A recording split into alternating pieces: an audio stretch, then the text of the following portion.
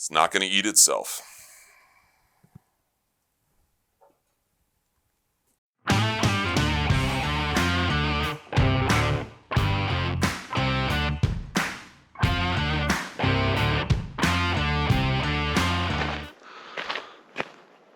My business is broken,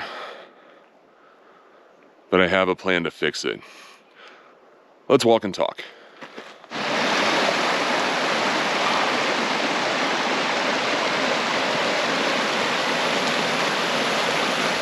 So today is May 22nd, 2024, and I had to leave the shop. I was so pissed off. Pissed off for what you guys have been through, and just pissed off for some of the stuff I've been told. But, so anyways, I figured I'd get up into the mountains, clear my head a bit, and just sit down and talk to you guys. So, understand why I'm pissed off. You should probably just figure out, how did I get here? And it's funny, so those of you who have been with us for a long time, oh man, I'm sinking in the snow. There's still a ton of snow up here. For those of you who have been with us a long time, you know we started out as the Tika Performance Center.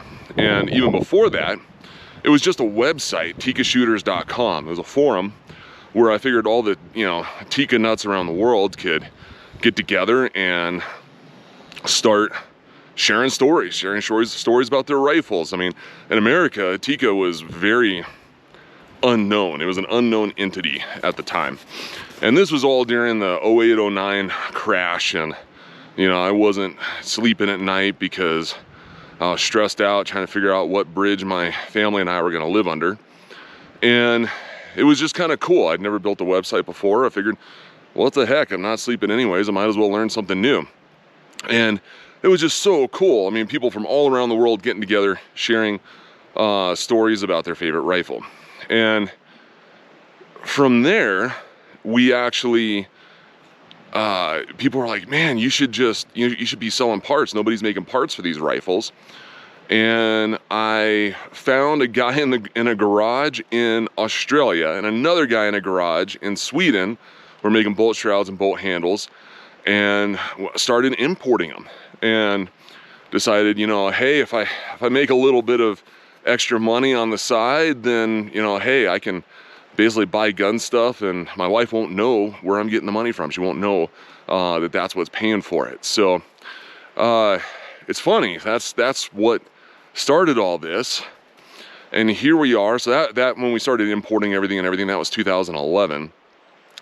And so here we are 13 years later, and things have gotten a little nutty. But like I said, I'm pretty torqued, but I think I know what we need to do. Yeah, there's my dog wondering why I can't keep up with her. Been post-holing for the past mile. Fun stuff. We're almost to the south facing edge of this bowl. All right, well, the good news is I think we're past the post-holing. We're on the south side of this bowl, and so the snow's melted off. But I passed a backcountry skier up here, and she was all smiles, so there's a lot more snow up here. So we'll see how far we can get. Hopefully we can get to where I'm hoping to go and show you a really cool little hidey hole up here where I come to clear my mind. So, starting to get a little more clear-headed. Nothing like a good workout, getting out into nature to clear the mind. So, where do we leave off? Let's see, yeah, so I had the website, started importing parts, and a lot of you were like, we should make these in America. We should have parts that are American made. I'm like, man, what a great idea.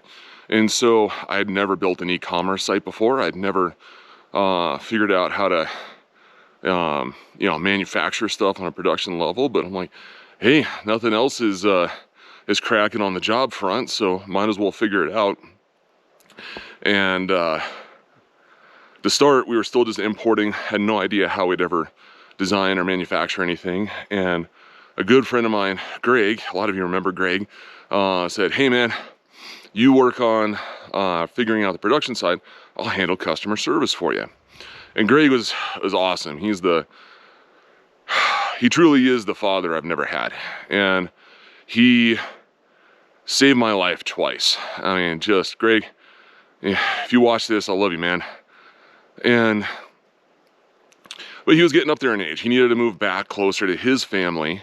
And so a few years ago, we're like, okay, we're gonna switch over. We're gonna start training some new customer service people. We're gonna start reinvesting there. And at the same time, you know, I had been developing some young guys. I had a guy who was like, man, this company's going somewhere. I'm gonna run the shop for you. I'm gonna, you know, make this stuff happen because, you know, I believe in what's happening. And a lot of you've seen the video about how 2023 almost sank us. And those guys, I mean, they were, you know, young and stupid, you know, more balls than brains. I don't hold any like really hard feelings towards them because they didn't realize when they were screwing the business, they were screwing me. They were taking money from me. They were taking money from my family, from my daughters. They were hurting me. And I think that they were just too young and dumb, and they thought they were just, you know, taking advantage of the business. So you know, as you guys, I won't belabor the point, you guys probably watched that video. So I spent basically all of 2023 fixing the manufacturing side of the business. And I had a gentleman who Greg had trained up to take over customer service. And basically told him, I need you to handle the front of the house while I fix the manufacturing side, and I need you to keep a pulse on what do customers need, what do they want, what are our orders like, what are we, you know, I had to rebuild everything on the manufacturing floor. So I had to come up with production systems for all of our products, and I had to prioritize them based on what you guys wanted. And that's what I was hoping, or that I was trusting this gentleman to give me. And it's been a week and a half now since we let him go, and it's bad. All right, more snow. Let's see if I can turn this the right way. Yeah, there's where we're going. There's where I've been. So, what got us into manufacturing? That's an interesting thing. I never thought I'd have a manufacturing facility, and it's been an adventure, huge learning adventure, lots of fitfo. So it was 2010. And I had tickets to the Global Leadership Summit that was being satellite simulcast at our church. And I woke up sicker than a dog. And I'm like, I can't do this. I'm not going. And, you know, that little voice, some of you know what I'm talking about. That voice that sits there and goes, get your ass out of bed, get there. And so I ended up showing up an hour late, and got there, and then it was like drinking from a fire hose. So it was the first time I'd ever been exposed to the notion that you can do business without brick and mortar. And they were talking a lot about e-commerce and how you can have these niches, and basically from a coffee shop and a laptop, you can run a little business. I'm like, oh, okay, well that gives me the confidence to, you know, start doing e-commerce, and kind of kicked me in the butt that, holy smokes, you know, I can be in a little small hole in Bozeman, Montana, where most people hadn't heard of it at that time. You know, Yellowstone wasn't on TV yet. And it was great. Like I said, it was like drinking from a fire hose. And I'm like, I'm gonna lose it. So, you know, go out, they had lunch, you know, there, and I walk past all the lunch things, and I get in my car, and I'm gonna go home because I'm about to lose lunch, and I hadn't even eaten it yet. And that voice was like, hey, why don't you go down a little chicken place down the road and get yourself a chicken meal. And I'm like, God, I am so sick right now. I'm barely doing this. So why don't you go get a sliced chicken? Okay, so go down there, and there's another guy there, another gun nerd friend of mine, Mike, and he's asking, how's the forum going? How's tikashooters.com going? And asking me about that and this and that, and trying to be pleasant because trying to not look like I'm about to spew my lunch up all over him. I get a tap on the shoulder from behind me, and this guy's like, hey, I listen to people talk about guns all the time, and nobody knows what they're talking about, and you guys actually know what you're talking about. This is kind of refreshing. And I'm like, yeah, cool, man, just go back to eating your chicken. And he's like, no, man, he goes, you don't understand. I sell all these companies you're talking about machines. And at this point, like, my BSO-meter's pinging, and so I started playing, stump the chump with the guy, and I'm like, holy smokes, this dude's legit. And I said, okay, well, I have all these, drawings, designs, and stuff I want to do, but I've never machined anything in my life. And he goes, that's all right. There's this engineering group who he gave me their contact for, and he goes, they'll take a napkin drawing, they'll set you up in the machine shop, and they'll make the parts for you. I'm like, holy smokes, okay. So then I ended up going home and just basically sleeping for days. And it took me a couple months to I guess, get the balls to call this engineering firm and get me set up with a machine shop. Because I thought these guys were going to laugh me out of I thought they were just going to laugh at me.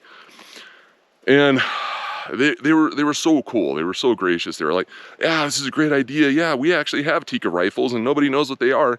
And this would be great. We could actually make, aftermarket parts in America. And I'm like, sweet, awesome, let's do this. And this is where kind of Mountain Tactical comes into play. It's a whole other story of how this Mountain Tactical came into play. But we were doing some consulting for an NGO, and yeah, just really, really cool stuff there. And I started the Tika Performance Center. Figured we're gonna sell our own parts. Well, didn't take long to get a cease and desist from Beretta, basically saying you got to change your name. And I hadn't even come up with a logo yet for the Tika Performance Center. And here I am getting a cease and desist from Beretta. And I'm like, you know what? I need to have a good relationship with Beretta in the future. So I was like, what am I going to do? Fight Beretta? And so I complied, and I rebranded everything Mountain Tactical. And that's how everything got to be Mountain Tactical. And then I had this really cheap CNC machine in my garage, and we were making rails, and I'm consolidating years worth of stuff in a long time, or into a short period of time here to keep this video from being 10 hours long. But it was actually 3 or 4 years later, I was like, man, I need some real equipment. And I still had that guy's business card who tapped me on the shoulder, and call him up, and he's like, I don't remember you, but I'll come by your shop, see what you got going on. And I opened the door of the shop, and he's like, you were that guy at Rosars? I'm like, yeah, I was. And at this point, he's all clean shaven now. I mean, he had this giant bushy beard, and like, I'm one to talk, but and I guess he had now owned he had purchased the Haas factory outlet out of Boise.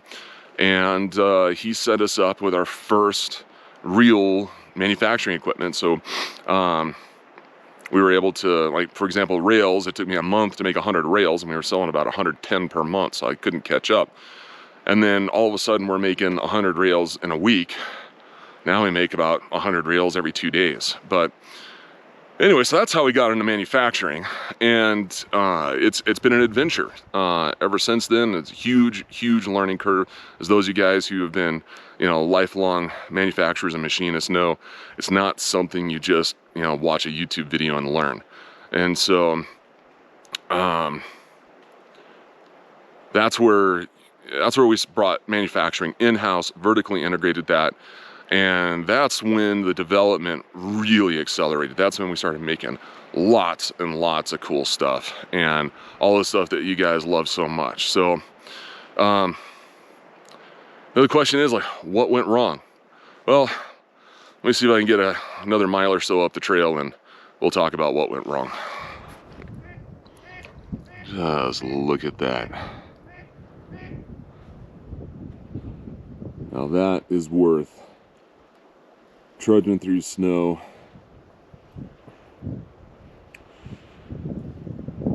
hiking up a mountain.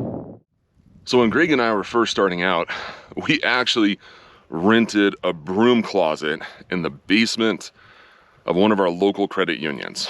And it was funny because if we both stood up at the same time from our desk, we'd hit each other. And we had this mantra: we may be small, but we can have awesome customer service. And quite honestly, that was the status quo. That is what we, still used as a mantra. And it's killed me to see how you guys have been treated. You have not been treated right.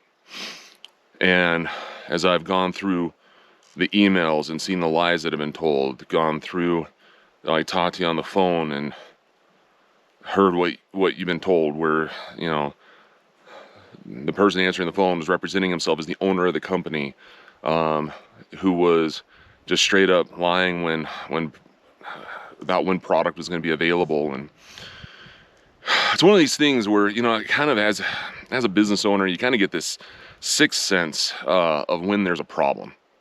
And I was fixing, towards the end of 2023, I was like, okay, we got some great people in the machine shop.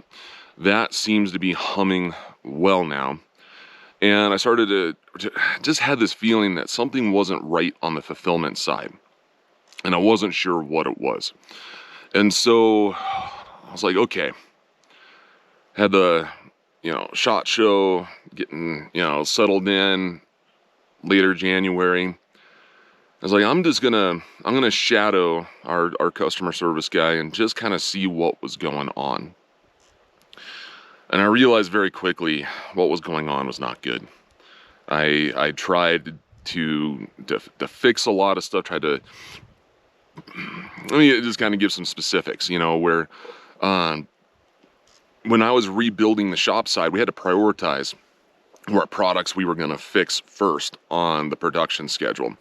And a lot of that just came out to, it's like our high volume stuff, we just had to fix those fixtures, fix those manufacturing processes right away.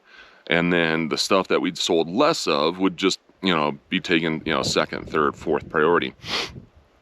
And so I was relying on the person in that chair to basically say, okay, here's what people are ordering, here's what we need to make next. And I realized very quickly, beginning of this year, that basically what I was being told was not true. And we have a meeting every morning. We call it our morning huddle. And what was being said in that meeting versus what reality was were two different things. And so what did I do? I was trying to fix it myself, but I couldn't get through to him. And so I asked my wife for help. She's, phenomenally well organized, phenomenally well educated. She can come in and, she can sniff bullshit from a mile away. And so she came in and just started pulling all the unfulfilled orders, like all of our back orders. She filled a 3-inch, 3-ring binder with back orders. Some of them going back to 2022.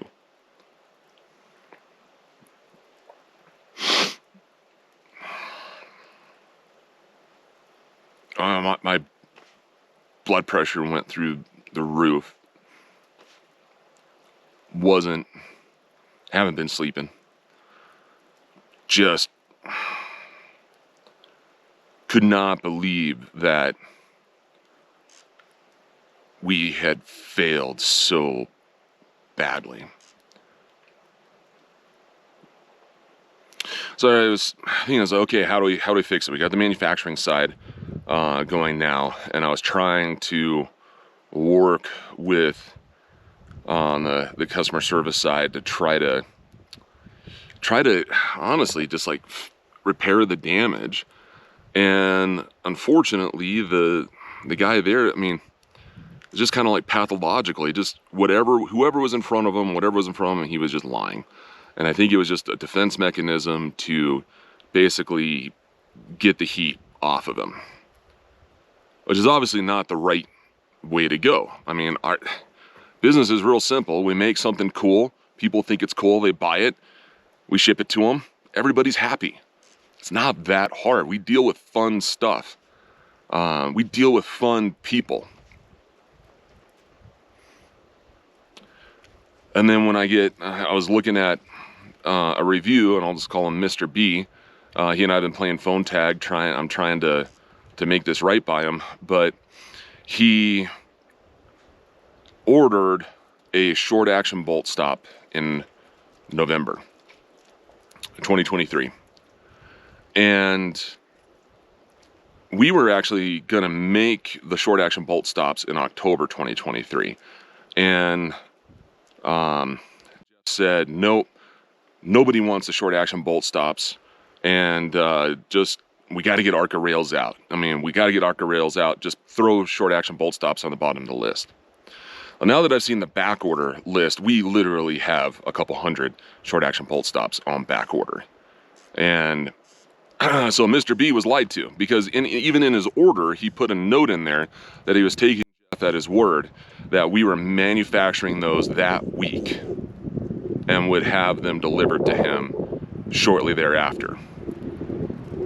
And come April, he was understandably pissed off because he had been lied to, and I mean, obviously he canceled the order, and he understandably wrote a bad review about us online. And in that review, he said that, we care more about our wholesale customers than our direct-to-consumer customers, our direct customers.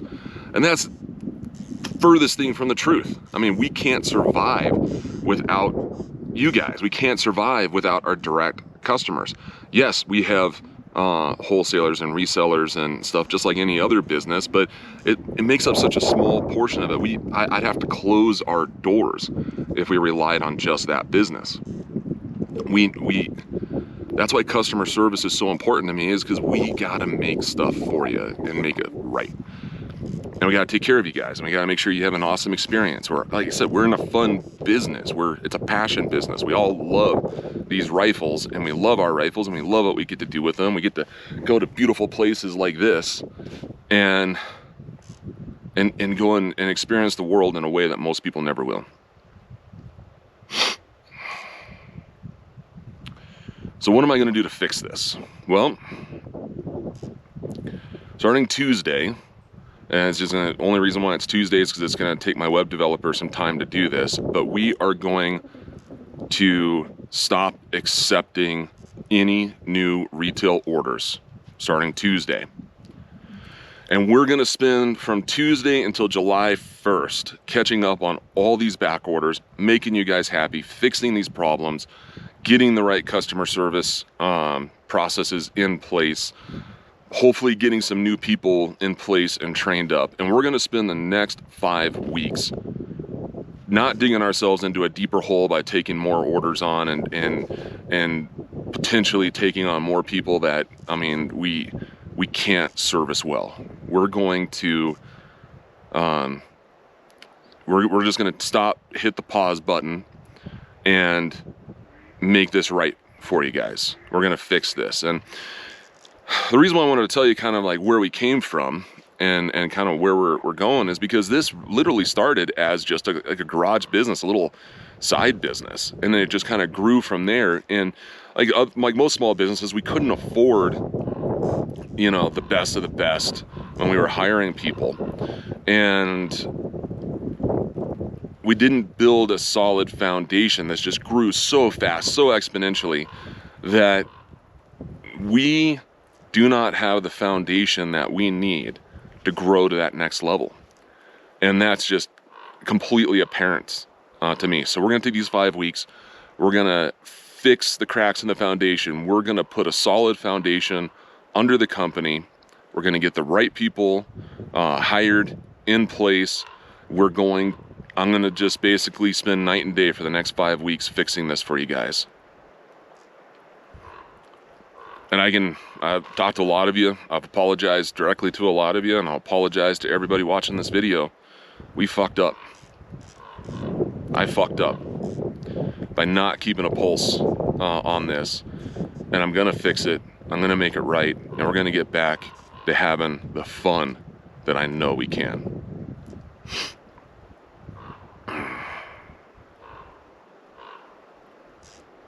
So I'm gonna keep you guys posted over the next 5 weeks. I'm gonna, as much as I can, do just like short daily update videos. I'm going to, we're still gonna do our weekly video, just kind of let you know kind of a summary of what we accomplished that week, so you guys are in the loop. I mean, we're not going out of business. We're not closing our doors. We're not behind on any bills or anything like that. It's truly, I gotta fix this, and I don't know how to fix it while, you know, you guys are pouring in. I mean, it's like, we're so blessed with so many people who want our product, and I need to fix the fulfillment side and make sure that we can get you the service you need and the product on time every time. So we're not gonna dig ourselves into a deeper hole. I'm gonna just hit the pause button. We'll have a landing page on the website. I'm gonna put this video on the landing page. We'll have a countdown to July 1st. Anybody who has an existing back order, you can reach us at sales@mountaintactical.com. More than happy to, you know, keep giving you guys updates on all that. We're gonna get this product out. We're gonna get this ship righted, and we're gonna fix this foundation. I mean, it's been so cool. It's been just wild growth and just awesome opportunities and everything. But all that's worthless if we can't take care of you. And that's it. So I'm gonna eat some crow and make this right. Hey Jason, DoorDash has your side of crow.